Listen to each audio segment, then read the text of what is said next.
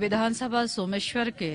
संबंधित कांग्रेस के प्रत्याशी राजेंद्र लाल बाराकोटी जो हैं, उन्होंने वर्ष 2017 में वह उस समय भी प्रत्याशी थे और मैं भारतीय जनता पार्टी की प्रत्याशी थी। उस दौरान में 2017 में चुनाव के दौरान में उन्होंने मचखाली में भारतीय जनता पार्टी के जो कार्यकर्ता अपनी बैठक कर रहे थे, उस बैठक में मेरे परिवार के सदस्य लोग भी मौजूद थे, हमारे समर्थक भी थे, हमारे कार्यकर्ता बंधु थे। वहां आकर राजेंद्र बाराकोटी और उनके समर्थकों ने हम पे हमले किए, हम पे विभिन्न प्रकार की गलत सलत बातें, गाली गलौज करी, लाठी डंडे से भी उन्होंने वार करने का काम किया और इसके बाद में एक दुष्प्रचार का काम करने का काम किया कि उनके ऊपर जो है लाठी चली या उनके ऊपर जो है उनके ऊपर वार किया गया या प्रहार किया गया और इस प्रकार से अपने आप को जो है ये दिखाया गया कि हम पे जो है भारतीय जनता पार्टी के लोगों ने हम पे हमला किया। मुझे इस बात का आभास हुआ, चूंकि हाँ वो घटना घटित हुई थी, तो घटित होने के बाद में उस समय 2017 में घटना घटित होने के बाद में संबंधित कांग्रेस पार्टी ने हमारे खिलाफ एफआईआर लिखाई थी और हमने उनके खिलाफ एफआईआर लिखाई थी। हमारे द्वारा लिखाई गई जो एफआईआर थी उस पर उन चार्जशीट दाखिल हो गई है और उनके द्वारा लिखाई गई एफआईआर पे जो है उस पर जो है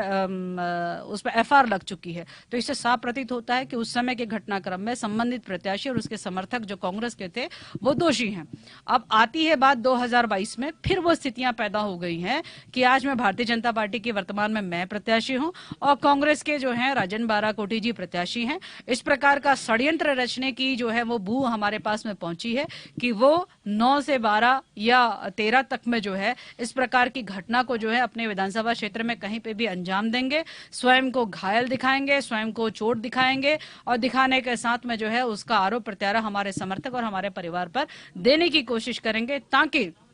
एक संवेदना, एक लोगों से एक संवेदना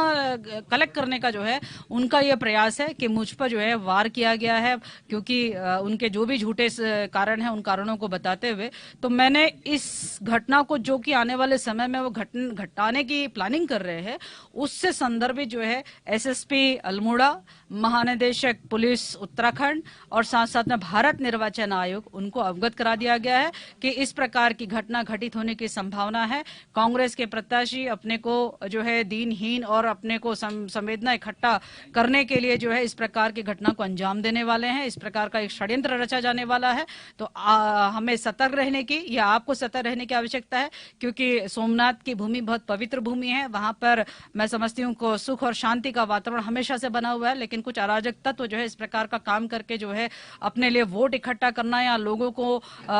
भ्रमित करने का काम कर सकते हैं। तो इसलिए पहले ही हम सजग हो जाएं, इस प्रकार की कोई घटना घटित न होने पाए और यदि घटित हो तो लोगों को पता होना चाहिए कि वह व्यक्ति स्वयं पर वार करके लोगों को भ्रमित करना चाह रहा है। और ऐसा कुछ होगा तो मैं जनता से ये कहना चाहती हूँ कि आप लोग समझदार हैं, आप लोग निर्णय कर सकते हैं, क्योंकि जो मचखाली में हुआ वो अब वो कहीं पे भी आतुर होकर कर सकते हैं। और पुलिस को भी अवगत करा दिया गया है, संबंधित उसमें कौन कौन व्यक्ति हो सकता है वो बता दिया गया है। मुझे उम्मीद है कि इस पर जो है पत्रकार बंधुओं के माध्यम से भी, जनता के माध्यम से भी मुझे न्याय मिलेगा।